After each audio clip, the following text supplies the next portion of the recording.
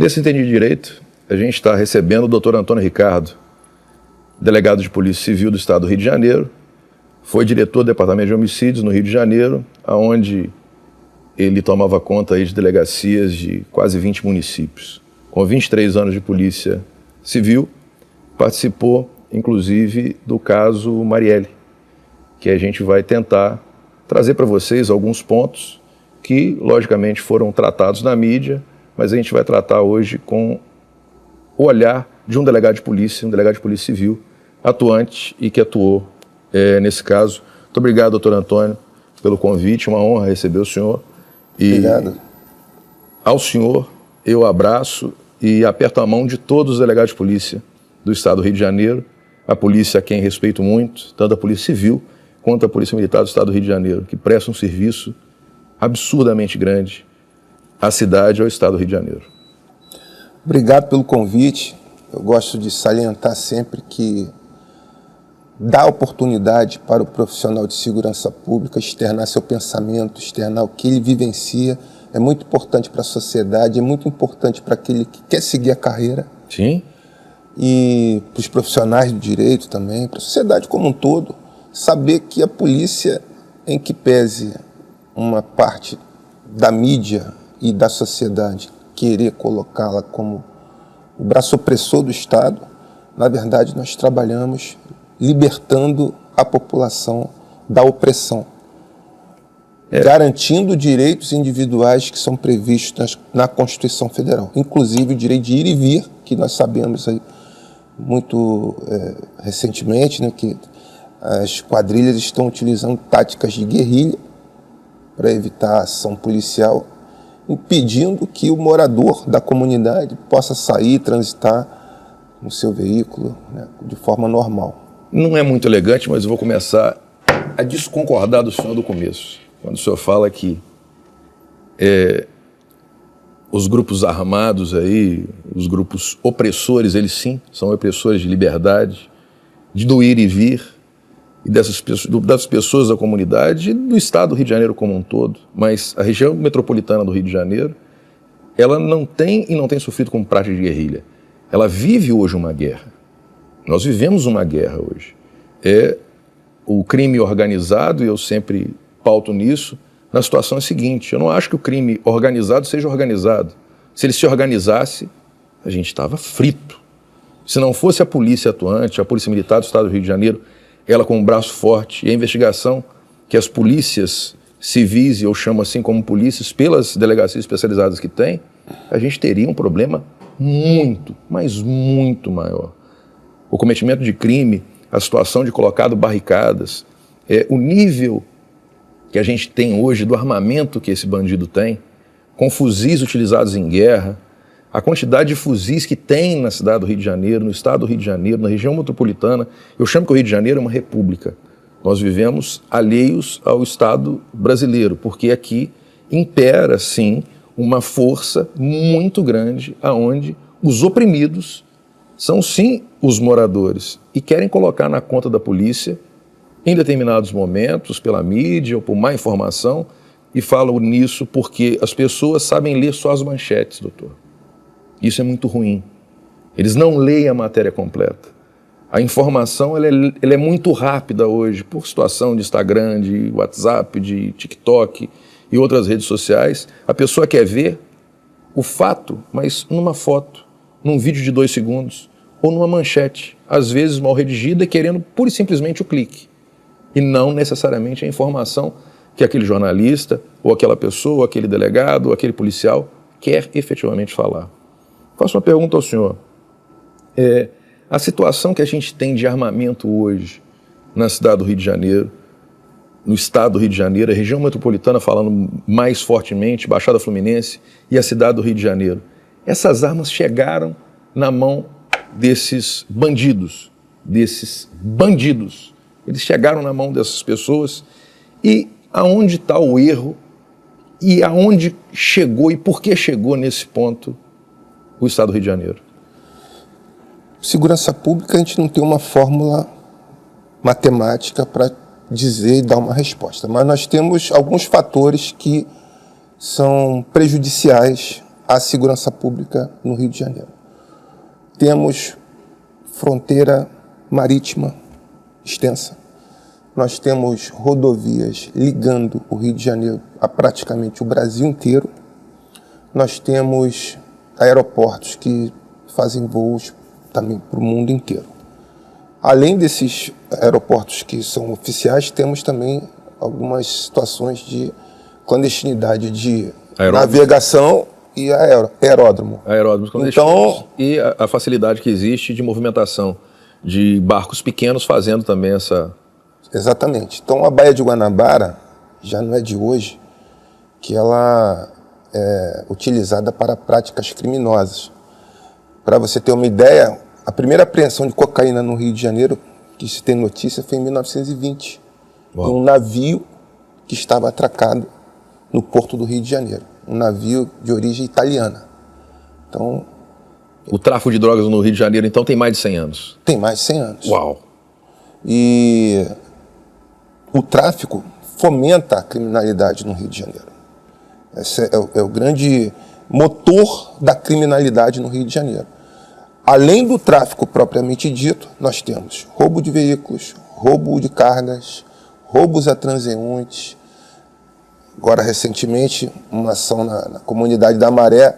Sim. Foram diversos veículos importados de alto valor que foram recuperados. Então, as quadrilhas roubam os veículos nas mediações da comunidade, entram com o carro, lá dentro o veículo é clonado, ele é esquentado e depois sai para ser comercializado. Quer dizer, uma das formas de negociar o veículo roubado é desse jeito. Dessa forma. Então, assim, o tráfico realmente é o câncer do Rio de Janeiro, é o maior problema que nós temos. E, voltando ao assunto das armas, né, já que entrou, nós temos que desarmar o criminoso. Sim. Isso é muito importante. Sim. Recentemente, nós estávamos conversando antes, né, eu recebi umas imagens de criminosos na comunidade da Maré, novamente, no qual efetuavam disparos de arma de fogo, fuzis. É uma contravenção penal, doutor. Pois é. É uma contravenção penal, nem crime não é. Não, tem um crime de disparo de arma de fogo, porém, um crime com uma pena pequena. Não, doutor. Então... ninguém vai pra cadeia se der um tiro para cima. Então pode dar tiro para cima. Esse tiro irresponsável que é dado ali, né, às vezes comemorando algo, ele tem um alcance muito grande. Então ele pode causar mortes, ferimentos, né, sim, um raio enorme de alcance daquele disparo. Eu sou ex-militar da Força Aérea Brasileira, então a gente conhece um pouquinho de armamento também. A gente está falando aí de 2.000 metros, 2 quilômetros. Exatamente. E a proximidade que a gente tem, entre aspas, as comunidades ao asfalto, como se diz aqui, muito próxima. Um prédio de São Conrado, ele está a 100 metros de distância da Rocinha. É o outro lado da rua. Aonde tem ali, uns falam que é 250 mil, outros falam que é 500 mil, outros falam que é 130 mil. É um mundo de gente. Ah, ali na Rocinha tem gente, ou na Maré só tem gente ruim. Não. Como se fala e todo mundo fala, isso é real. É um percentual muito pequeno de gente. Mas esse percentual pequeno de gente, ele toma muitas vezes a função do Estado como sendo aquele que vai ser e vai fazer o bem, vai ajudar os outros e vai impor pela força do seu fuzil, pela força que tem do dinheiro, dos seus cordões de ouro, de mostrar à molecada. A molecada, ela quer ser feliz, pô. Ela não quer ser bandido. Aí falam, mas seguir a carreira do crime só tem duas situações, ou vai para a cadeia ou vai morrer. Ele não tem uma terceira opção. Então, desestimular esse jovem para que ele não entre na situação do crime, eu quero só adentrar agora ao Código Penal, a quem faço críticas reiteradas ao Código Penal. Nosso Código Penal, a lei de 1940, muito boa e muito bem feita para 1940. Para muito 1940. Para esse navio que chegou ao Rio de Janeiro em 1920, trazendo cocaína, um dado extremamente interessante, para punir esse tipo de crime. Só que hoje a gente chega com carretas, com aviões, com navios cheios de cocaína. O nosso Código Penal, ele avançou tanto assim, tivemos algumas emendas algumas leis extravagantes, que são leis que são promulgadas ali ao lado do Código Penal, para que não houvesse então uma revisão nele, mas a situação de punibilidade e cumprimento de pena por crime cometido é um absurdo. Eu vou te fazer uma entrevista agora na próxima semana com o Lenel Borel, pai do Henri Borel. Vai ser logo depois do Dia dos Pais. Pensa bem. Aí o que acontece? Nós temos uma lei então hoje, né? A lei que a gente vai tratar do homicídio.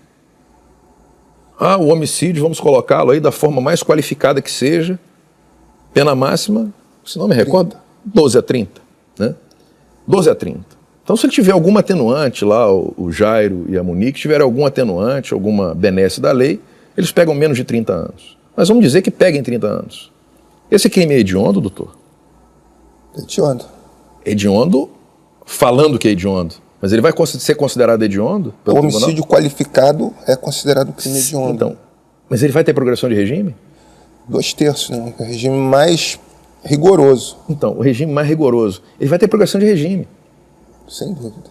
Ele vai ter progressão de regime. Então a gente está falando aí que ele pegando a pena máxima, ele vai ficar na jaula, trancafiado, 6 anos, 7 anos no máximo, mas no máximo. Será que isso dá a sensação de justiça a um pai que perde um filho com 5 anos de idade? Isso nós temos que rever a situação de punibilidade e das nossas penas a colocar qual é a idade média que o brasileiro tem hoje no desenvolvimento que tem aí. Nós temos aí a vida média do brasileiro tratando de quantos anos? 80 anos? 82 anos? 83 anos? É isso aqui a perspectiva de vida de um brasileiro hoje? Qual a pena base, então? A pena base são 84 anos, diminuindo a idade de 5 anos dele. A pena base que ele tinha que tomar é 79 anos. Se ele tirou uma vida, ele tem que pagar com a vida. Ele vai ter que ficar na cadeia por esse período.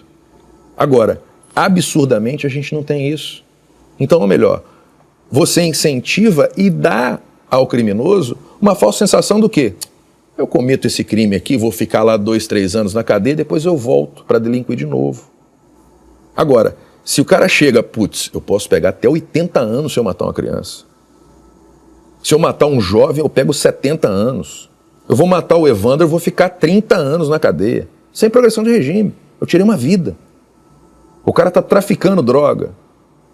Aí vem lá Agora é comigo aqui, tá, doutor? Não é com o senhor, não. Agora é comigo aqui. Vem o Alexandre de Moraes e fala que portar 60 gramas de maconha não é crime. Mas ele vai comprar onde? No supermercado mundial? No Guanabara? Particularmente em relação a esse assunto, Evandro, o que acontece? A lei em vigor, o artigo 28 da Lei 11.343, ela não prevê pena para o usuário. Isso já é a lei. Sim. Né? Já é a lei, está em vigor. A introdução do Código de Processo Penal, né? Aquele preâmbulo de introdução, diz o seguinte: constitui crime quando a pena for de detenção ou reclusão. Não é o caso. Sim. Constitui contravenção quando for prisão simples ou multa, que também não é o caso do artigo 28. Sim. Então se criou uma norma que não tem pena. É proibido, mas não tem pena. Então, mas como é que eu vou comprar droga? Sim. A droga, então, o tráfico de droga, mutatis mutandis, a gente vai ter que fazer uma analogia que o tráfico de drogas, então, ele vai ter que ser liberado. Por quê? Se eu posso portar, eu posso ter a posse de 60 gramas de maconha, que é uma quantidade absurda. É uma quantidade absurda. Um cigarro de maconha tem 1 grama, 1,5 grama de peso. São 60 cigarros, são 3 maços de cigarro. Vamos colocar assim, para ter uma analogia correta aí. Teria que ser 3 maços de cigarro. 3 maços de maconha, 3 maços de cigarro, acabou de fumar, ele tá mal. Agora, 3 maços de maconha, caramba! Pro tráfico vai ficar legal, pô. Mas não tem prisão agora, o ministro Supremo falou. Essa mensagem que é passada pela justiça é muito prejudicial. É muito prejudicial à polícia, é muito prejudicial à sociedade, é um desserviço à sociedade. fazer uma menção dessa? Não precisa, desnecessário. O imperador lá devia ter ficado em silêncio. O que se questiona é exatamente a possibilidade de comercializar. Se vai poder portar, que em tese pode, porque se não tem punição... Mas eu vou comprar onde, doutor? Pois é, exatamente. Vou comprar no Guanabara? Como fazer essa junção? Não tem como. Não tem como. A comercialização ela não vai ser permitida. Não vai ter como ter um comércio legal de entorpecente. E mesmo que haja, nós vamos ter o mercado negro. Sim. Que é o mercado que tem de tudo. Tem. Nós temos mercado negro de cigarro, mercado negro de roupa pirateada, temos mercado negro de tudo. De tudo. Evidentemente, madeira. Evidentemente, se tem um entorpecente legalizado, que vamos supor que venda no mundial, como você falou aí, venda na esquina, no mercado,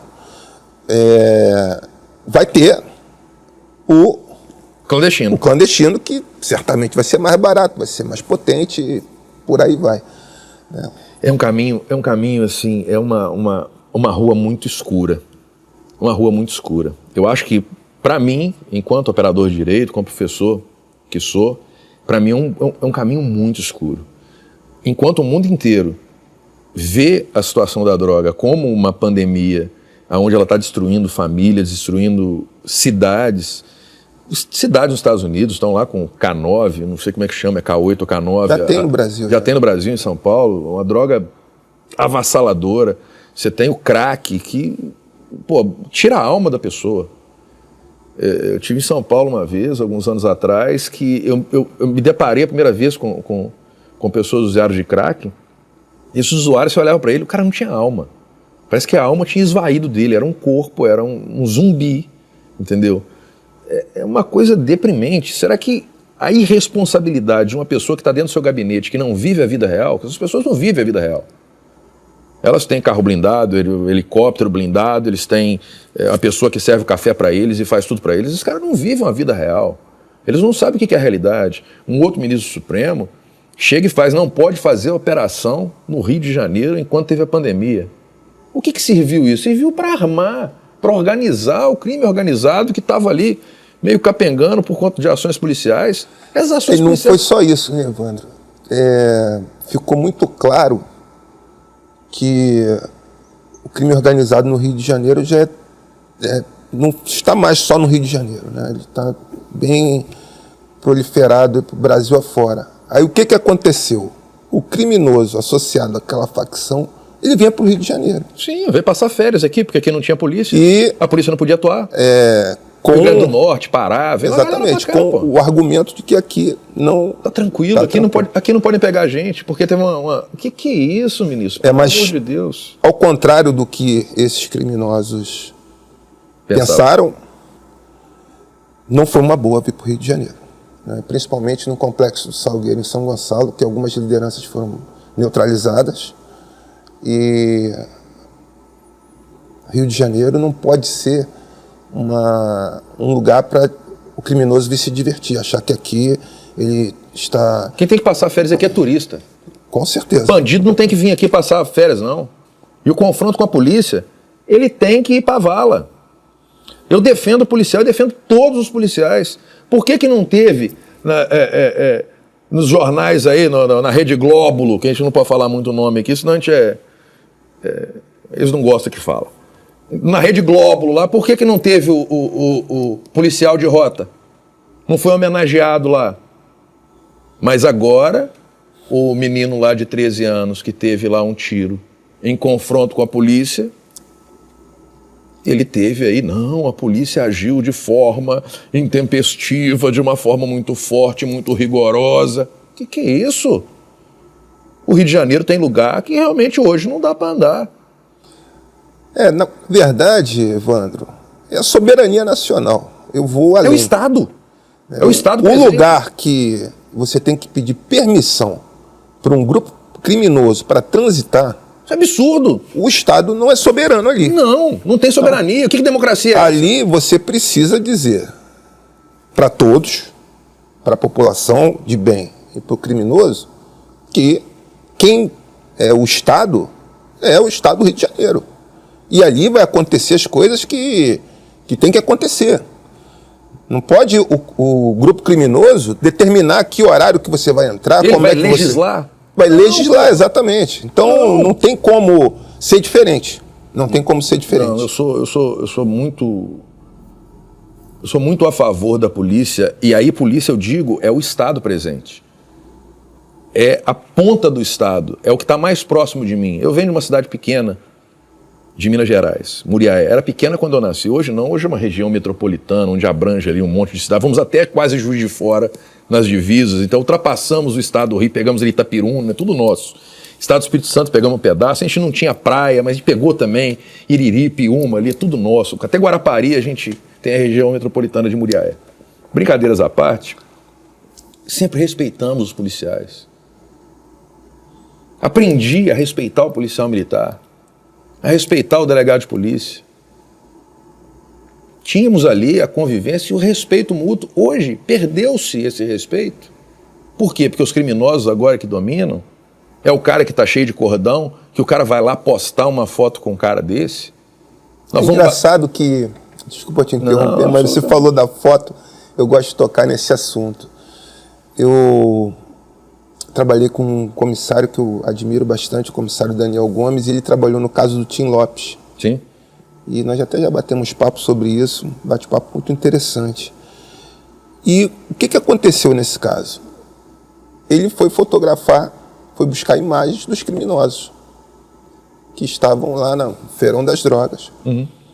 E o que acontece hoje em dia? Eles estão tão ousados que não precisa mais ter um repórter para se infiltrar e buscar a imagem. Eles mesmos produzem as imagens que são exibidas depois nas redes sociais.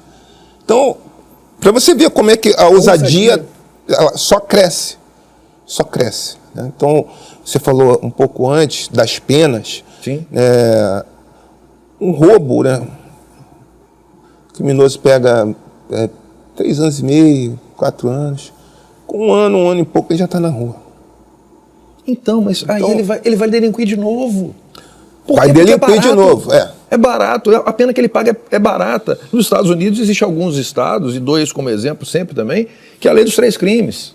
Tem alguns estados, é diferente a nossa legislação da legislação americana, completamente, ainda mais a legislação penal. Alguns estados eles têm legislação própria de cada estado. Então tem um estado que pode ter a pena de morte, outro estado não. Um estado tem a prisão perpétua, outro não. E tem um lá que é 3 crimes. Então você comete um crime, roubou a caneca do Entendi Direito, é um crime. Roubou meu martelinho, é outro crime. Roubou um copo, é outro crime. É 3 crimes, é perpétua. Você acha que o cara vai perder a terceira vida? É como se fosse um joguinho de videogame, que todo mundo joga. Eu tô na segunda vida, opa, não posso rodar mais. Será que compensa eu cometer esse crime? Eu vou roubar o Banco Central, como foi lá no Nordeste, para pegar 160 milhões de reais e ficar bonitão pro resto da vida? Ou eu vou roubar um celular e esse celular pode me deixar na cadeia pro resto da vida? Porque eu já cometi outros 2 crimes. Então, melhor, a revisão da legislação penal, eu acho importantíssimo, a gente tem que cobrar isso de cada deputado, e sabemos os deputados que votamos, temos que mandar e-mail para eles. Um e-mail não vai fazer diferença. Agora, se o cara teve 30 mil votos, 40 mil votos, e se ele recebe na caixa dele 10 mil e-mails? Ele vai chegar e falar, opa, o trem começou a apertar pro meu lado. Essas pessoas, se eu não fizer o que elas querem, porque elas estão lá para fazer aquilo que a gente quer. Não existe interferência maior de quem votou em quem foi votado. Ele tem um instrumento de mandato. O instrumento de mandato que ele cumpre é o que é uma procuração, para fazer em meu nome aquilo que eu quero que ele faça. Não o que ele quer fazer. Né? É muito complicado, mas eu acho que tem jeito. Tem jeito de a gente cobrar os nossos deputados federais para que façam a revisão do Código Penal, para que coloquem penas mais duras. Por quê? O trabalho da polícia vai ficar mais fácil. Porque não vai ter tanto crime. Não é estimular, como uma pessoa, em vez de estimular, fosse, não, pode roubar um celularzinho para tomar uma cerveja. Caramba! Doutor, o senhor como delegado, se o senhor não fritou na cadeira, eu fritei. Como é que alguém, na posição que o calango lá estava lá, ele vai lá e fala, Vai roubar um celularzinho para tomar uma cervejinha? Que é isso? O que é isso, doutor? Pelo amor de Deus. Eu acho que hoje a gente está vivendo um momento extremamente delicado, muito conturbado na nossa política. E eu acho que falta ao brasileiro, assim, bons exemplos a serem seguidos. Eu acho que hoje o brasileiro está um pouco assim, desiludido com tudo, essa é a minha opinião. E quando você vê, né, você falou do Código Penal, eu acho que o Código Penal, com o que tem de legislação, de punições, ele atenderia a sociedade, eu acho que... Na Suíça. Não, assim... Na Suíça. A nossa Evandro, legislação penal na Suíça... Deixa eu te fazer uma afirmação. A sociedade não está preparada para uma polícia eficaz e eficiente. Isso é fato. E eu acho que a execução da pena, sim, é que ela está muito deficitária. Nós temos muitos crimes, né, legislações extravagantes, que constam no Código Penal. Porém, quando você vê execução, você vê uma certa leniência. Por exemplo, como você falou anteriormente, o crime contra a vida, o homicídio, não pode sair facilmente. É o maior deles. Não tem como a pessoa ter uma progressão de regime num crime bárbaro, num crime hediondo. Você citou aí o caso que... O Leniel, o Henri Borel. Exatamente. Aquele anjinho. Criança morreu barbaramente. Ali ficou muito evidente, né, que foi um homicídio qualificado. A vítima ali não pôde se defender e tentou-se mascarar o que aconteceu de verdade. Eu não tenho como afirmar, na minha opinião, mas para mim ele pisou naquela criança, porque a pele não apresentava lesões. Mas ele tinha lesão interna. Então, mas eu acho que ele pisou ali, fez uma força. Sim. E acabou... Sem lesão por fora, a gente está falando um pouquinho aqui de medicina legal, né, que é uma parte do direito e uma parte da especialização dos delegados de polícia e dos investigadores, que tratam exatamente de descobrir, porque o corpo fala, como a gente estudava em medicina legal, o corpo fala, o cadáver fala, exatamente, como ele morreu, quanto tempo ele morreu, então tudo isso dá para ser apurado. É um absurdo, é um absurdo. Ele tentou de todas as formas ali burlar, né, a investigação e mesmo com essa tentativa ele acabou sendo preso, né? Além das outras provas que surgiram ali no decorrer da investigação. Mas não me causaria espécie se um bom advogado, com uma boa tese e uma reviravolta de alguma coisa, alguma prova, alguma coisa assim, ainda coloquem esse anjo ainda como sendo culpado de sua morte. Não pode ter, doutor. Essa legislação tem que mudar. Nosso Código Penal tem que mudar, a lei de execuções penais tem que mudar. É uma lei que trata exatamente da progressão de regime. Quando a pessoa vai para o regime semiaberto, quando vai para o aberto, isso tem que mudar. O nosso Código de Processo Penal ele é muito bem feito. Agora, o nosso Código Penal e a lei de execuções penais tem que ter uma revisão profunda. Vamos agora tocar num assunto do qual o senhor fez participação dele, bem na fase inicial, que foi o caso Marielle. A gente está tendo informações e o senhor vem num momento até bem importante, porque essa semana foi assassinado um sexto envolvido, Jair Barbosa Tavares, conhecido como Zico Bacana, né? Ele foi a sexta vítima aí, contando com a Marielle, mais o Anderson Gomes, seu motorista, 8 mortes na investigação dessa situação. Esse Zico Barbosa foi baleado na cabeça em Guadalupe, bairro da Zona Norte, né, que fazia parte da sua atuação ali como uma pessoa influente e vereador ali eleito pela essa área, só que em 2008, antes de ser eleito, ele foi citado na CPI das milícias como um dos chefes dos grupos paramilitares que atuavam na região de Guadalupe e Ricardo Albuquerque. Não foi indiciado, nunca foi indiciado. Ele também prestou depoimento um mês após a morte da Marielle Franco. Ou melhor, Com ele, nós tínhamos o Adriano, né, que era um capitão, ex-capitão do BOPE, manchou aquela farda, que não manchou, ele não devia ter entrado, né, um bandido. Hélio Paula Ferreira, o senhor das armas, né? A gente tem o Edilson Barbosa dos Santos, Orelha, Edmilson da Silva Oliveira, o Macalé, e o Lucas Prado Nascimento, o Todinho. Todas as pessoas morreram após a morte da Marielle Gomes e vem em sequência caindo essas cartas. Temos ainda a prisão do Rony Lessa, né? O do Suel, né? Do Maxwell, e outras pessoas presas. Na investigação que teve para o senhor, a Polícia Civil, como é que foi esse aparato? Existiu um aparato muito grande para desvendar esse crime? O senhor acha que chegou a um ponto de estar tudo certo? Foi aquela pessoa que matou? Foi o motivo? Teve motivação? Evandro, esse crime ele mobilizou a Polícia Civil. Para nós foi um desafio muito grande. Marielle Franco, desculpa, eu falei Marielle, eu falei errado. Marielle Franco, desculpa. Só corrigindo. É porque é tanto nome, eu acabei me confundindo aqui. Marielle Franco e Anderson Gomes. Então, como eu disse, a Polícia Civil se dedicou muito nesse caso. Nós, quando eu assumi a direção, já tinha uma equipe trabalhando essa investigação, que trabalhou com muito afinco e buscou provas que realmente, hoje, a gente pode afirmar sem dúvidas que tanto o Elcio de Queiroz como o Rony Lessa, eles estavam na cena do crime. Eles estavam no local. E depois a continuidade da investigação, os desmembramentos que surgiram, nós conseguimos prender 70 pessoas no total. 70 pessoas? 70 pessoas. 7 dezenas de pessoas. Ou melhor, 2 ônibus cheios. Diversas armas apreendidas, entorpecente, apreensões. E nós chegamos num lugar que até então a segurança pública não tinha chegado, que é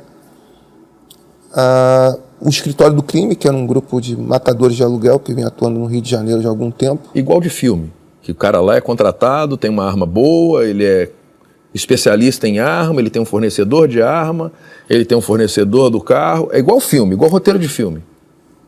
Exatamente. Uau. Desculpa interromper. Quando a gente se depara com esse tipo de criminalidade, a gente sabe que está no caminho certo. Ou seja, a gente está indo nos lugares onde esses grupos criminosos atuam e desbaratando essas quadrilhas. Hoje me perguntam, o crime vai tomar conta do Rio de Janeiro? Eu, pelo menos por hora, posso afirmar que não. Porque enquanto as polícias estiverem trabalhando, tirando de circulação as lideranças, desarmando os criminosos e, mais recentemente, atacando o viés financeiro, que é a lavagem de dinheiro, esses grupos eles se enfraquecem. Então, quando a gente busca lideranças como esse pessoal do escritório do crime e seus demais integrantes, qual o recado que a polícia manda para a criminalidade? Nós vamos atrás de vocês, sejam vocês quem forem. Eu bato palmas e aplaudo. Tem que ser assim. Mas faça um viés aqui de crítica, de novo, à nossa mais alta corte, que o André do Rap, criminoso conhecido, do estado de São Paulo, traficante, foi apreendido com ele um helicóptero, lancha, casas e tudo mais. Ele sai com um alvará de soltura falsificado. Meu Deus, que ingenuidade. A assinatura eletrônica, tem um QR Code do lado. Não, foi isso não. Não foi a dele? Não, quem colocou ele em liberdade foi o Marco Aurélio de Mello. Então, foi o Marco Aurélio. Mas não foi falso, não. Não teve um alvará falsificado no meio da Teve estação. aqui no Rio de Janeiro. Foi na do Rio. Foi o do André... criminoso Abelha. Do Abelha. Isso. Mas vamos falar do André do Rap. Eu tô falando aqui, desculpa, do alvará.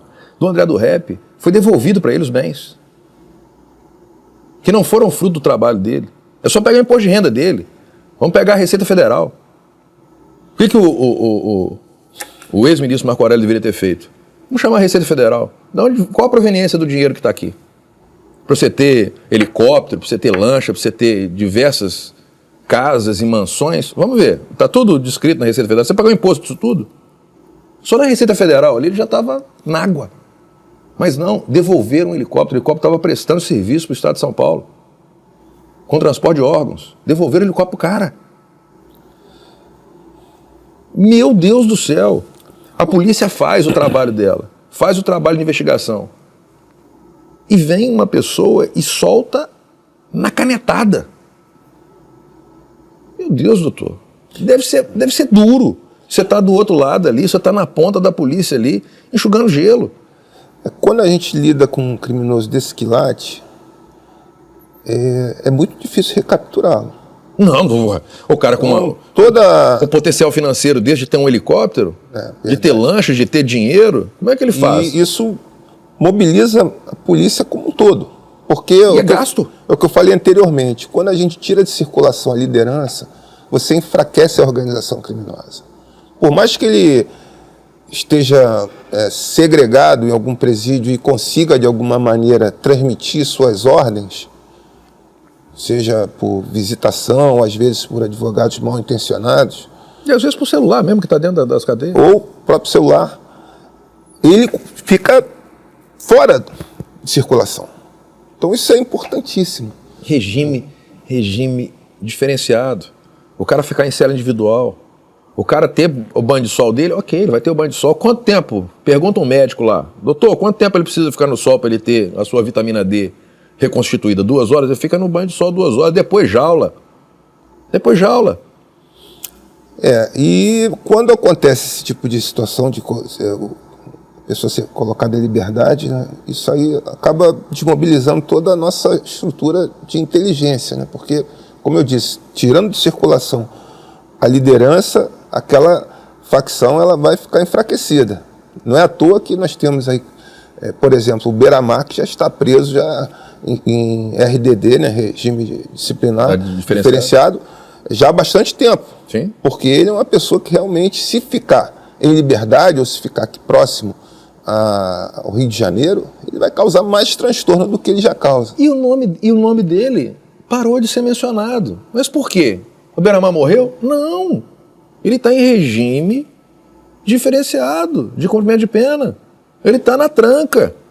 Ele não tem acesso a muita coisa, não.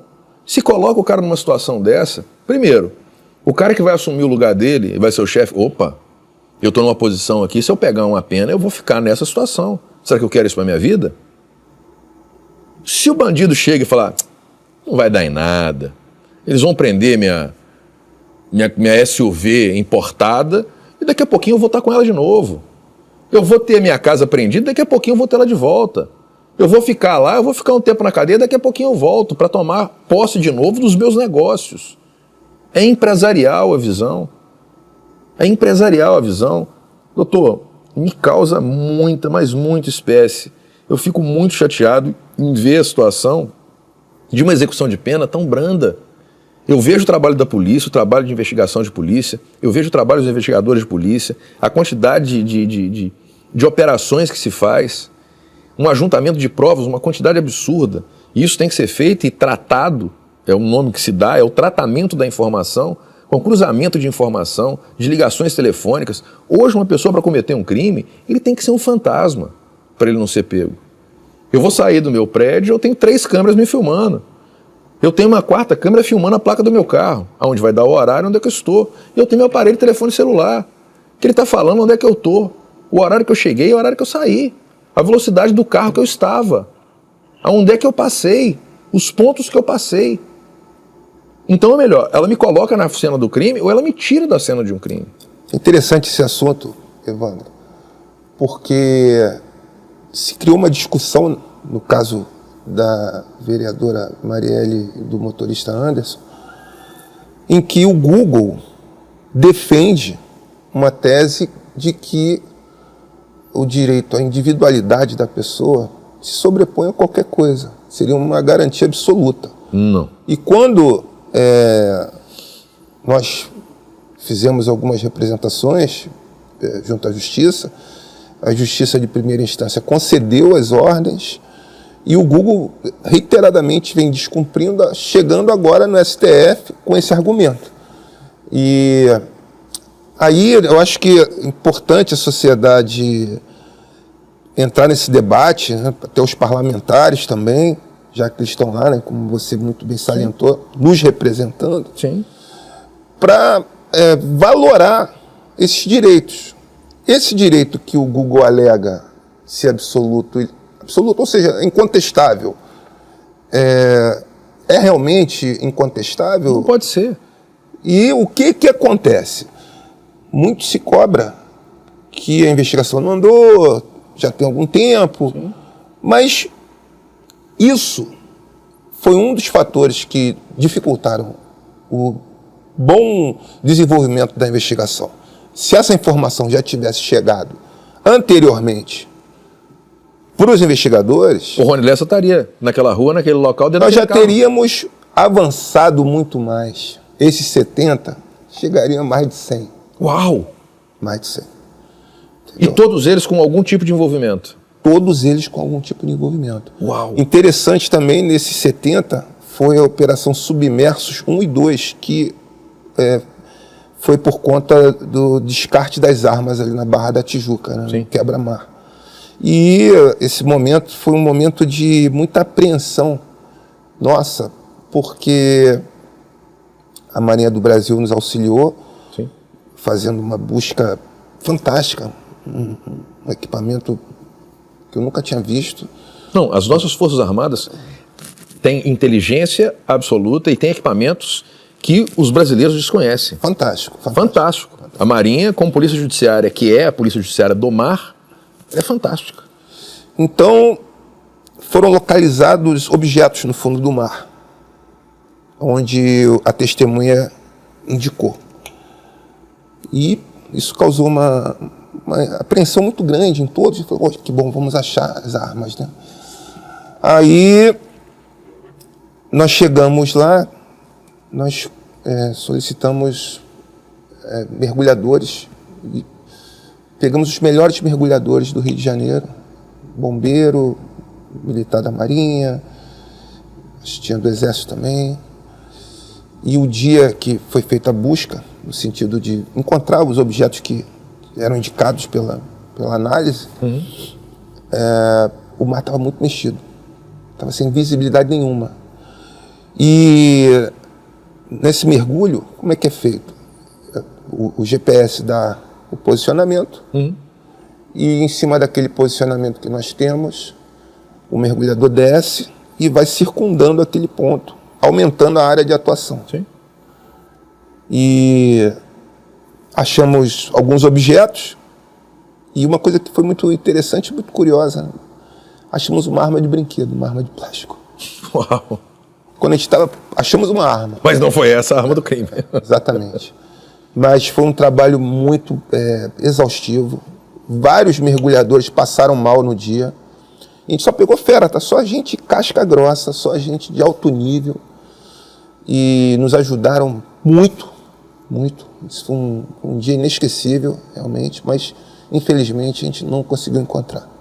Eu acho que a polícia, o Rio de Janeiro, ele está bem servido demais de polícia por conta da especificidade que nós temos, da geografia da nossa cidade, que é uma geografia extremamente complicada, né? Nós temos morros e muitos morros e de difícil acesso, então é melhor. Os policiais que estão aí na ponta da lança, os caras que vão para a rua, vocês como delegado acompanhando operações. As operações não ocorrem só no asfalto e muito poucas, e geralmente são em lugares muito ermos, muito difícil acesso, e a inteligência das polícias, e aí inclui a Polícia Militar do Estado do Rio de Janeiro, que anda com carros blindados e com coletes.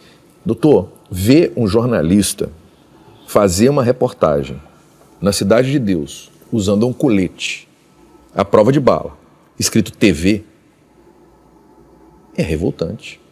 É revoltante para o cidadão.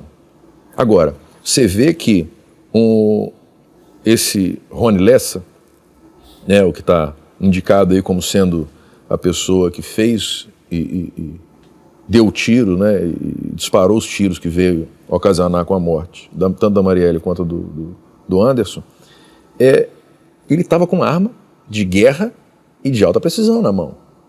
Como é que essas armas chegam na mão desses caras? Além de ter sido encontrado 114 fuzis na casa dele. Então, ele negociava armas também. Então, eu estou tentando achar uma palavra para não falar palavrão, entendeu? Tentando achar uma palavra, mas leia-se na minha testa um palavrão muito grande. E isso é um absurdo. Como é que um cara pode ter 114 armas? Ele comprou aonde? No Magazine Luiza? Com nota fiscal? No caso, uma das formas que ele utilizava era importando peças e montando aqui. Ele trazia ela desmontada e montava aqui. Uma montadora de armas. Como alguns carros que vêm para o Brasil. Né? Um armeiro, né, que foi treinado, lamentavelmente, e está aí. Agora, eu pergunto ao senhor agora uma pergunta não capciosa, mas acredito eu que seja interessante até a gente poder elucidar alguma coisa. Por exemplo, essa arma, ela tem uma marca, não tem? Ela vem com uma marca, uma fábrica. Mesmo ela vindo em peças. Elas vêm de uma fábrica regular de armas. Então essa arma, ela é comprada em algum lugar fora do país, desmontada, enviada para eles em peças, e essas peças depois são juntadas e novamente montadas aqui na casa lá do Rony Lessa. Seria isso mais ou menos a ideia. Ela tem uma marca. A marca dela é Entendi Direito, a marca dela é Apple, a marca dela é Samsung, a marca dela é Taurus, a marca dela é Sweet Esson. Ok, ela tem uma marca. Não se consegue lastrear por essas fábricas, da onde saíram essas armas, para quem essas armas foram vendidas? Se for de fabricante oficial, sim. Porém, ele estava indo além. Ele montava a arma como se fosse do zero. Então ele tinha ali o conhecimento de fazer uma arma sem precisar de uma Taurus, por exemplo. Então ele forjava armas, ele forjava as peças. Ele tinha fabricava. Então ele tinha torneiros. Importava as peças que ele usava, as maiores, a mola, o cano. E pegava aquilo aí e montava. Fazia um quebra-cabeça e montava. Meu Deus do céu. Porque na minha cabeça era um pensamento de uma linha o quê? Por exemplo, essa arma foi fabricada pela Taurus. E essa arma foi encontrada no Rio de Janeiro.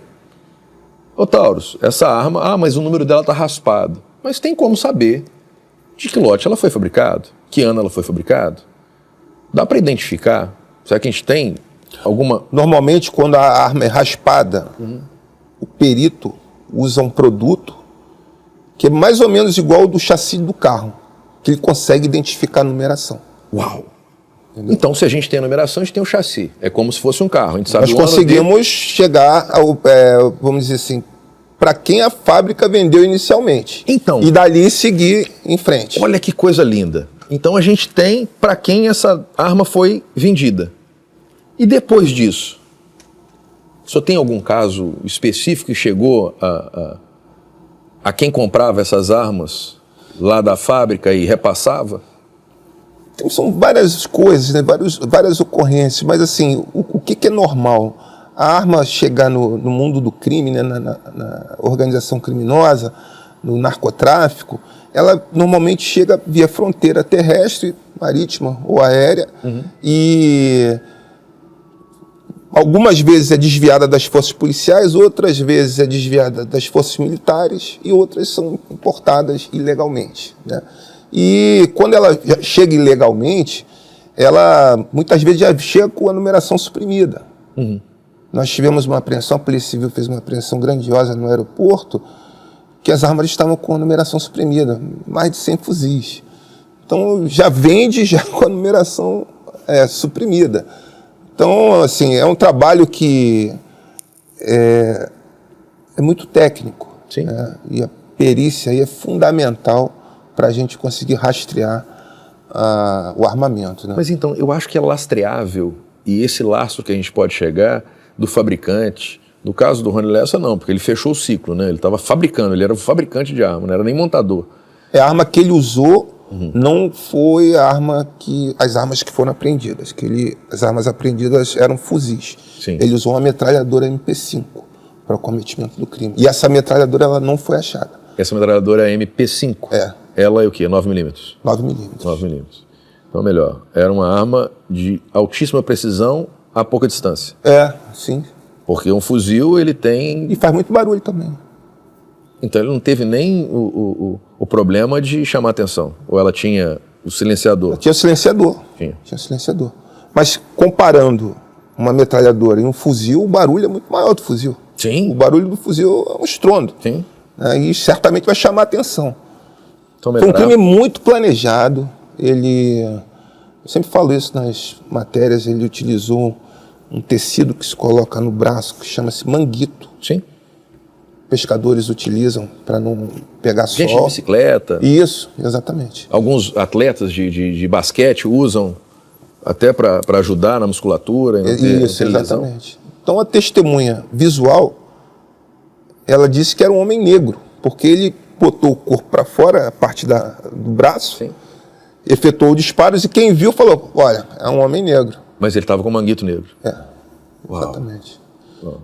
Então ele tentou de tudo ali, né? Foi um crime extremamente planejado, desde a parte de se resguardar da investigação cibernética, até a campana que foi feita para esperar ela sair.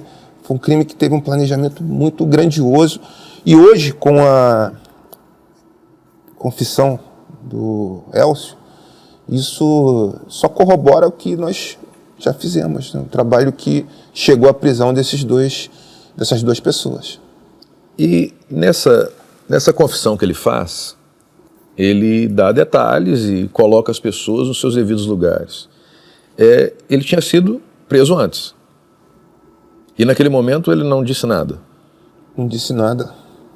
Eu tentei conversar com ele, para ele de alguma maneira nos ajudar e também ter algum benefício, mas não quis falar nada. Evidentemente que era um outro momento e talvez aquele momento, pelo menos o que eu vi na imprensa, ele estava sendo custeado ainda pelo Rony Lessa. Então existe ainda um financiamento da família para o cara ficar resguardado e falar, ó, fica de boca calada, porque eu vou manutenir a sua família na mesma situação. Vou te dar dinheiro para você ficar tranquilo. E segundo saiu na imprensa, ele não teria mais esse apoio financeiro. Acabou a mesada. E por isso ele resolveu fazer a delação. Né? Uau, que lindo. Quer até dizer então que o Rony Lessa cortou a mesada do cara e falou, agora eu vou te entregar. Assim, a gente está falando de pessoas que são envolvidas com crime. A gente não está falando de pessoas que têm uma personalidade que seria normal, né? Vamos dizer assim. Mas... O senhor teve de frente a frente com o Rony Lessa? Sim. Como é que ele se parecia? Como é que ele se parece com uma pessoa normal? Ou vê-se que é uma pessoa totalmente desequilibrada, uma pessoa, pelo contrário, extremamente articulada, inteligente, culta, mas é uma mente má?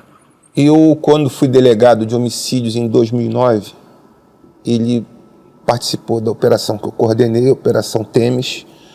Ele era da equipe da Delegacia de Repressão a Armas Explosivos. Ele era policial militar, mas foi cedido à Polícia Civil. Não sei se você tem essa informação. Sim.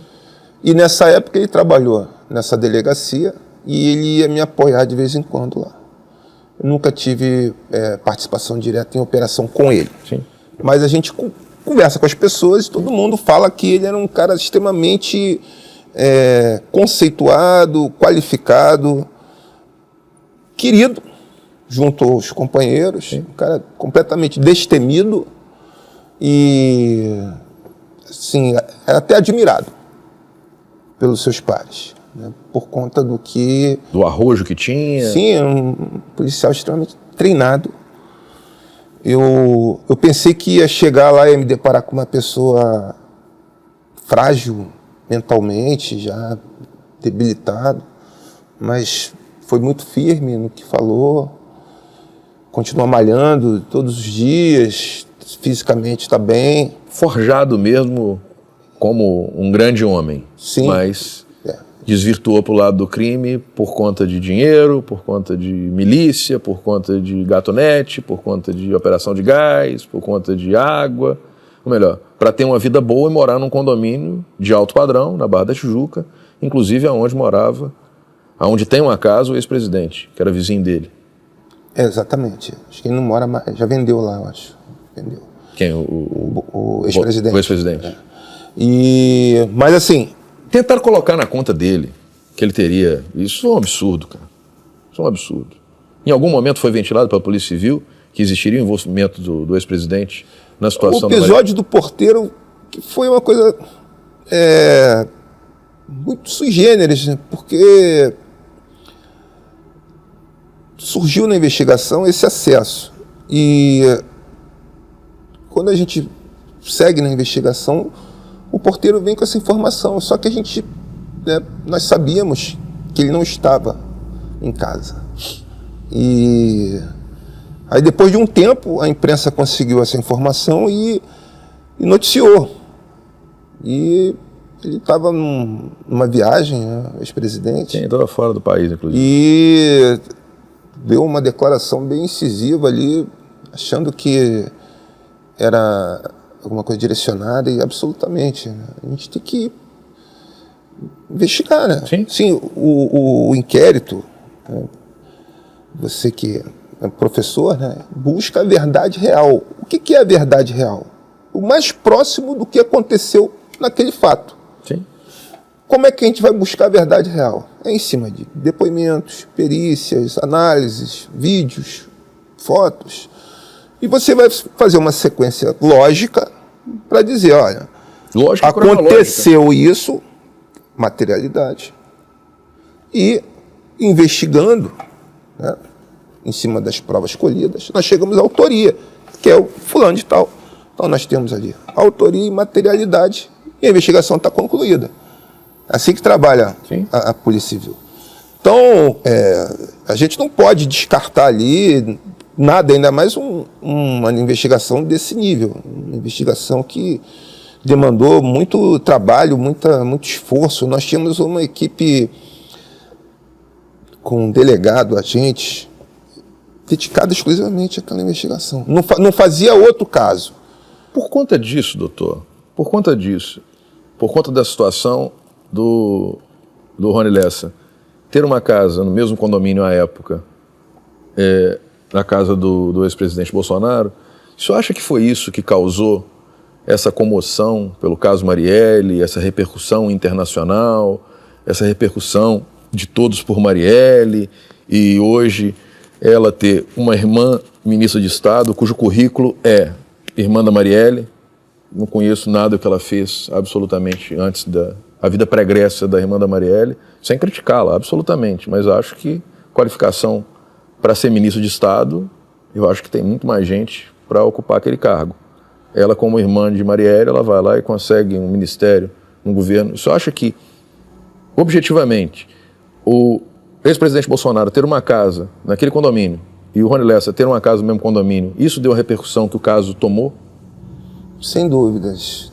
Não só isso, né? Foram várias frentes de trabalho, mas essa particularidade, ela realmente foi muito diferenciada, até mesmo porque ele se tornou presidente da República depois. Sim.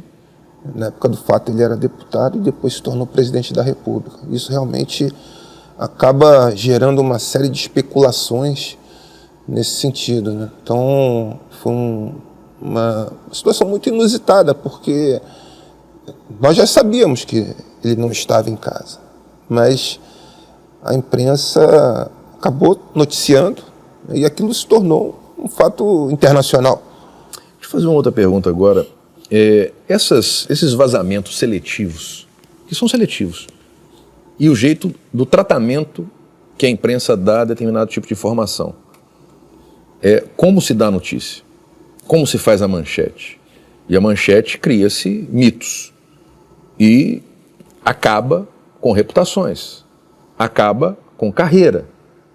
Então, melhor, de vez em quando aparece temos aqui a Rede Glóbulo, ou a Bandeirantes, ou a Rede Record, ou qualquer que seja, o SBT e tal. Temos aqui de forma exclusiva uma informação da Polícia Militar do Estado do Rio de Janeiro, ou da Polícia Civil do Estado do Rio de Janeiro, ou da Polícia Federal. Mas, dentro da investigação, um vazamento de uma informação dessa que pode acabar com uma pessoa, pode levar a pessoa ao suicídio. Porque a sua reputação pode ser jogada ao lixo imediatamente. Se uma pessoa que não tem uma força muito grande em ver seu nome jogado no lixo, a pessoa pode, às vezes, de fato, chegar e falar, meu Deus, eu não fiz isso e eu não posso conviver com isso. Como é que eu vou sair de casa e olhar para o meu vizinho e ele achar que eu sou o mandante de um assassinato de alguém? Ou melhor, esse vazamento a determinados órgãos de imprensa e o jeito que são tratados, eu acho muito sério, doutor. Acho muito sério. Eu acho que a responsabilidade que tem que ter, e eu faço isso uma crítica a como a informação é tratada, inclusive do próprio presidente da República, tanto o Bolsonaro quanto o atual, o Calango lá. Voltaram a imagem que nós tínhamos do jornalista que ficava responsável como sendo o porta-voz da presidência da República. Que chegava, o que vai querer falar sobre o presidente? É isso, isso e isso. Deixa o cara falar besteira, não. O presidente Lula, hoje, na data de hoje, faz uma visita à cidade do Rio de Janeiro. E ele está metendo o pau na polícia. Está metendo o pau na polícia. Enquanto o senhor estava vindo para cá, eu estava assistindo o jornal, e ele está metendo o pau na polícia. Em um discurso, parece campanha, mas contra a polícia por quê? Uma criança morreu na Cidade de Deus. Mas a polícia foi lá para matar os outros, ou ela foi lá por quê? Porque existe o tráfico de droga na Cidade de Deus. Porque existe lá instalado um escritório do crime. Esse escritório do crime ele tem que ser estourado. As pessoas que fazem parte desse escritório do crime têm que ser presas. Para quê? Para dar segurança ao povo que vive na Cidade de Deus. Não é ver um carro blindado passar e jogar pedra nele. Não é ver um carro da Polícia Civil e falar que ali tem bandido. Não tem. Ali quem tem ali é o Estado que está me protegendo. Ali quem está ali é quem preza pela minha rua poder andar nela. Doutor, ter na Polícia Militar do Estado do Rio de Janeiro uma reta escavadeira para arrancar pedaço de trilho de trem, para pegar latão cheio de concreto, é brincadeira. Tem uma reta escavadeira, então vão ter um policial militar operador de reta escavadeira. Vai ter que fazer um concurso agora para operador de reta escavadeira. Para quê? Para tirar a barricada de comunidade. Agora, um cara que chega lá, ele vai ser maltratado, vai jogar pedra nele? Não, senhor. Não, senhor. Não, senhor. Na hora que os caras passam lá, uma delegacia especializada, Coordenadoria de Operações Especiais, Recursos Especiais, CORE, doutor Fabrício, eu convidei ele já pessoalmente. Vamos ver que dia que a gente vai poder fazer entrevista por conta de quantidade de operações que ele tem. Mas em breve vai estar aqui com a gente aqui. Gente, a gente vê os caras da CORE saindo. Doutor, os caras estão indo para a guerra. Os caras estão fazendo operação, os caras estão indo para a guerra. Quem conhece a cidade da polícia aqui na cidade do Rio de Janeiro, fica ali no Jacaré, você vê alguns blindados, inclusive uns mais antigos, e a atualização que se tem de tecnologia aos novos. Antigamente o que era? Era um caminhão adaptado, que botava nele chapas de aço, soldava ali e botava... Antigamente não, ainda é assim. Não, mas... Tem os novos, mas os antigos ainda estão rodando. Mas os novos é absurdo. O outro era os menorzinhos. Tinha os grandão, que eram os caminhões grandes. Mamute, isso aí, o Mamute. É o Mamute. E o pequeno é o Maverick. Que eram a 608. São os... A partir da 608, uma menorzinha. Mas tem uns hoje, eu fui lá, estive lá na cidade da polícia com o doutor Fabrício, tem um lá hoje com pneu e roda de carro de guerra. Aquilo você vê em videogame ou em filme bom de guerra. E filme ruim não tem também, não. Filme ruim eles botam lá um carro meia boca. Coisa top de linha. Mas de aparato de guerra, doutor. É verdade. A Polícia Civil do Estado do Rio de Janeiro usa aparato de guerra. Todo mundo de fuzil. E o fuzil dos caras não tão novinho, não. Os fuzil do cara tá ali, roçando no ombro dele ali. Eles já estão cromados, doutor.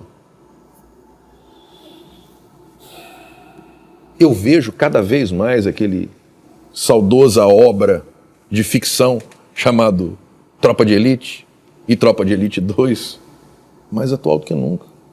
Quantas vezes eu assisto, a cada ano que assisto, ele não perde a sua contemporaneidade, ele está sempre presente, ele está sempre atual.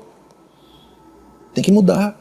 Você falou da imprensa, eu ando estudando bastante aí sobre o papel da imprensa nesse contexto todo da segurança pública e o que eu venho observando, né? Os livros que eu venho lendo. Essa questão de demonizar as forças policiais, isso é de longa data, é um processo histórico. Nos anos 20, né, eu falei mais cedo sobre a apreensão, a primeira apreensão de cocaína num navio aqui no Porto do Rio, tinha um jornal que chamava-se Correio da Manhã. E esse jornal ele vivia sentando o pau na polícia. Nessa época a polícia era uma polícia unificada, não tinha polícia civil, polícia militar. E até um momento que houve uma morte na Avenida Central, que é a Avenida Rio Branco atualmente, de um almirante da Marinha. Essa mulher ela foi vítima de uma gangue de italianos que praticava roubos ali no centro da cidade, no Rio de Janeiro. Na verdade, o Brasil começou no centro do Rio de Janeiro. Sim. E ali é que acontecia tudo. Na época, eram 8 delegacias só no centro do Rio. E depois de falar mal da polícia de forma constante, né, o Correio da Manhã começou a cobrar a solução do crime. E depois o crime foi solucionado. Tinha um grande assaltante na época que cometeu esse crime, esse latrocínio. Ele acabou sendo preso. E desde sempre, pelo menos o que a gente vê aí nos livros de história, a imprensa age dessa maneira, demonizando as ações policiais, mas não é à toa. Há um estudo que diz o seguinte: a notícia ruim vende jornal. Ela vende muito mais do que a notícia boa. Eu mesmo tenho vários casos que você pega o crime quando é noticiado. Vou dar um exemplo aqui de uma situação que eu participei na Taquara, quando eu fui delegado titular da 32DP. Um grupo miliciano começou a cobrar motoristas de van que transitavam por uma via ali, Estrada dos Bandeirantes. E foi capa de jornal aquilo. Aí eu falei com o pessoal lá, vamos correr atrás e chegar à autoria. Deu um trabalho danado, teve interceptação telefônica, busca. Chegamos à autoria. No dia que a gente prendeu esse autor, miliciano, por extorsão e outros crimes, aconteceu uma outra tragédia aí no Rio de Janeiro, eu não me lembro o quê. Não deram uma notinha. Então aquilo tem um trabalho danado para você.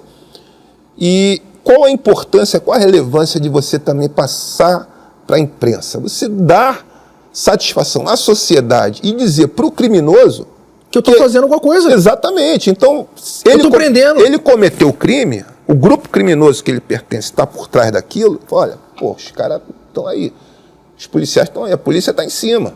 Então, mas incentiva. A imprensa, em determinada forma, ela incentiva e glamoriza o crime. Eu tenho uma linha de raciocínio que a glamorização do crime no Rio de Janeiro é muito grande. Por quê? O Estado, então, é colocado de lado, a polícia é demonizada, as forças de segurança são demonizadas como sendo assassinos, homens de preto que vão subir ao morro e matar pessoas de bem. Não é isso. E o que acontece? Você chega, você tem uma imprensa que vai falar aquilo que deu errado. Mataram 13 pessoas lá em São Paulo. Mataram 16 em Santos, lá no Guarujá. Mataram 16 criminosos. Mataram um policial. É desproporcional. Peraí, cara. Ele está matando o Estado. Aquilo é um crime antidemocrático. Aquilo é um crime antidemocrático. Ele está matando ali o meu Estado. É um cara que vai voltar para casa e foi ali para me defender. Doutor, eu fui oficial da Força Aérea Brasileira. Eu fui lá e jurei a bandeira defender a pátria dando a minha vida, porque eu não conheço. E assim todas as pessoas de segurança pública o fazem todo dia. Mal remuneradas. Trabalhos, às vezes, estressantes. Por quê? Você está numa campana, você está numa situação de uma investigação, você está na rua, você não tem um banheiro. Como é que você vai pedir para entrar um carro de polícia civil ou um carro de polícia militar, entrar dentro da Cidade de Deus e pedir licença a uma pessoa para ir lá usar o banheiro dela? Ela falou assim, não posso, porque se eu deixar aqui, amanhã vem o escritório do crime e bota fogo na minha casa. Ele vai falar que eu estou conivente com vocês. Engraçado que recentemente houve uma matéria aí na principal rede de televisão aí que nós temos, dizendo basicamente o seguinte: visitamos várias delegacias à noite e elas estavam com as portas fechadas. A notícia é essa. Porém... tem mais. Mas... Porém, o que eles não disseram? Em todas as unidades, eles foram atendidos, abriram a porta. Então, mas essa parte...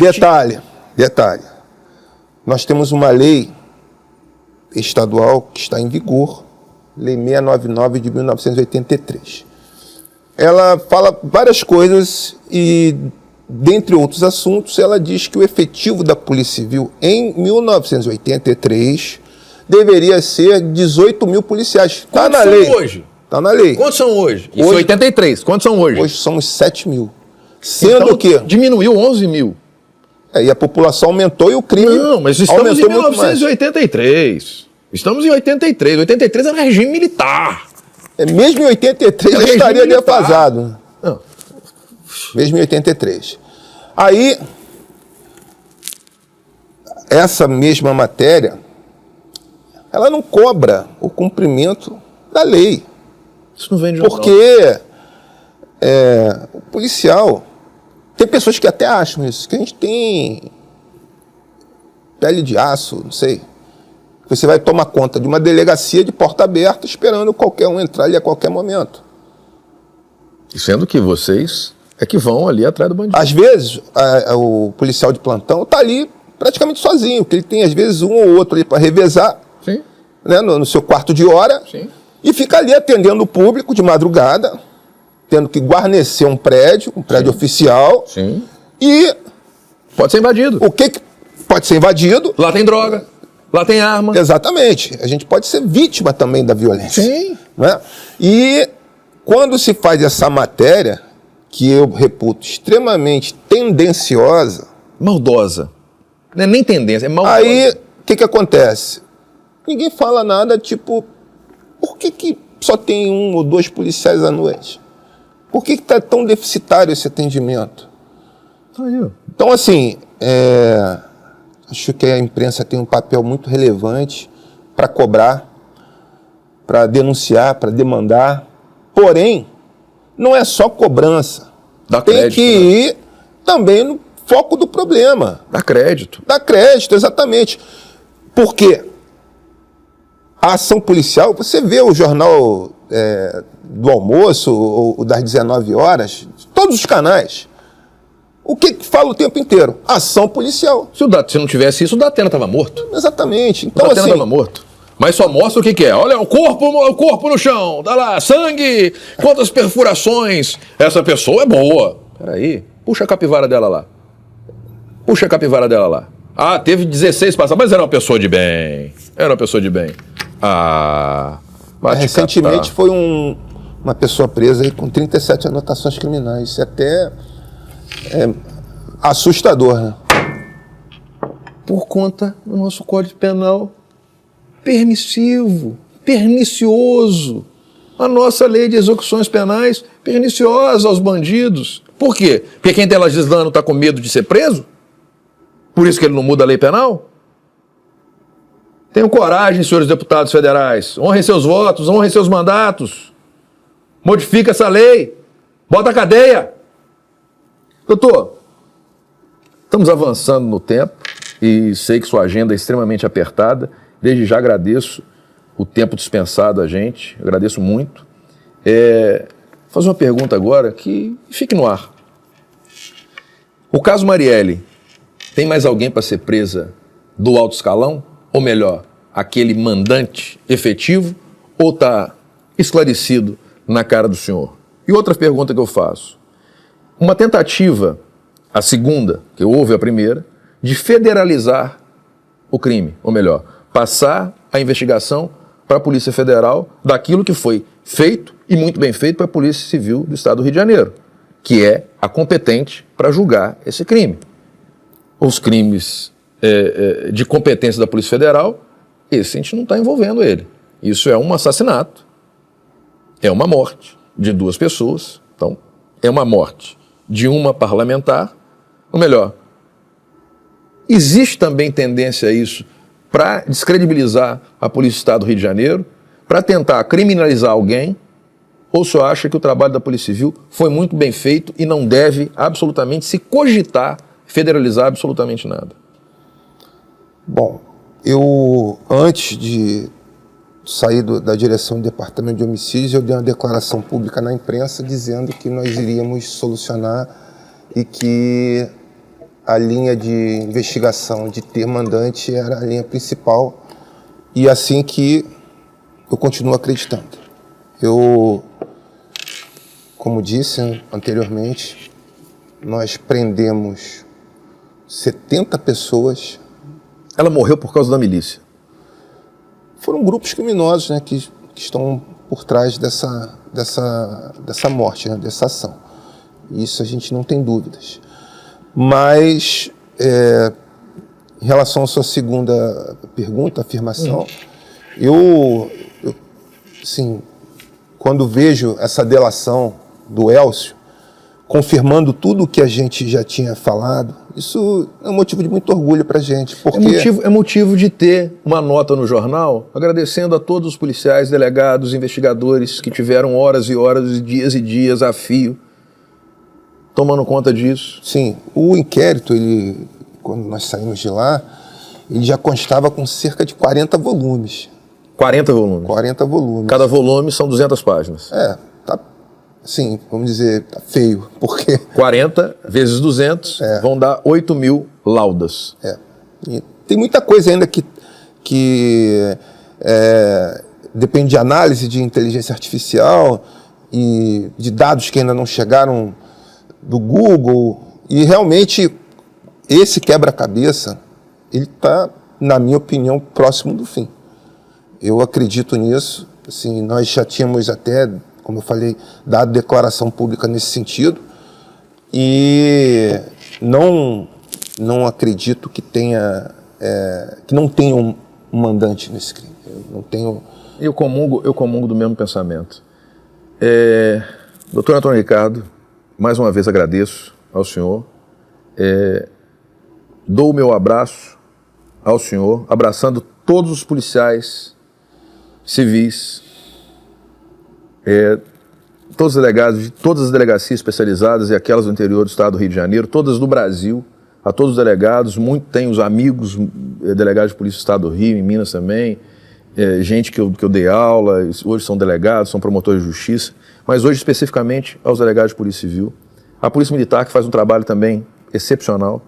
Parabenizo os senhores, não desistam de nós, os senhores são a última fronteira, e se essa fronteira que a polícia hoje segura, ela for arrebentada, nós estamos na água.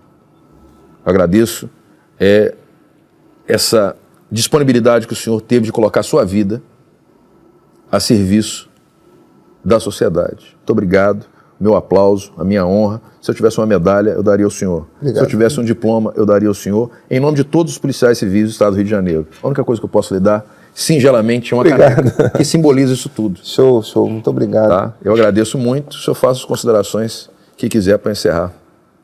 Bom, só reiterar o agradecimento em poder falar para a sociedade um pouco do nosso dia a dia, um pouco da nossa rotina.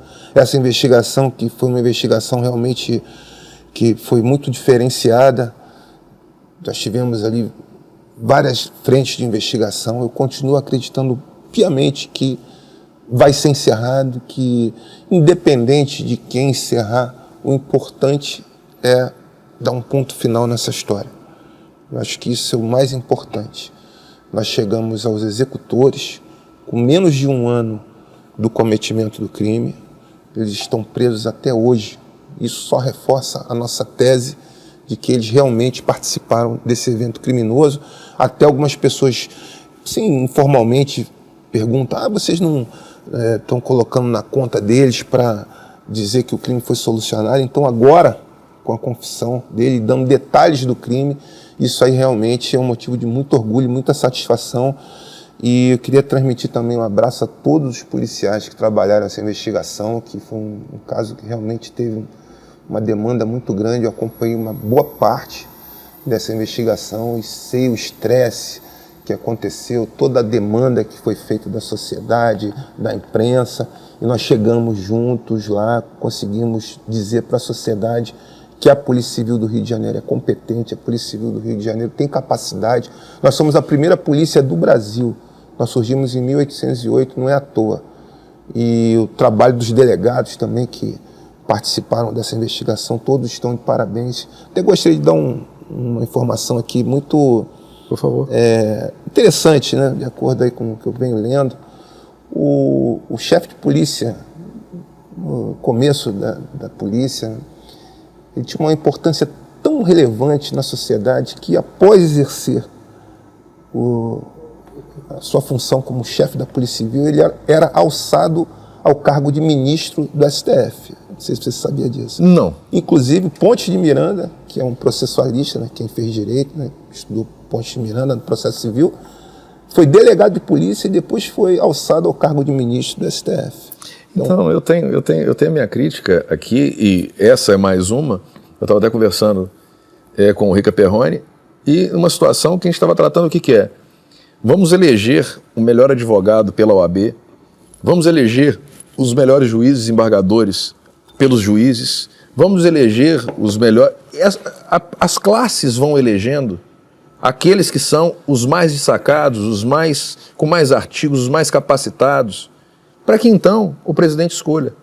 Não escolher o seu advogado particular, que fez um péssimo negócio de sair de ganhar milhões por mês para ganhar 40 mil reais por mês até 2050. Ele fez um péssimo negócio. Doutor, agradeço então, mais uma vez, minha poliçada, para cima deles. Grande abraço e até o próximo Entendi Direito.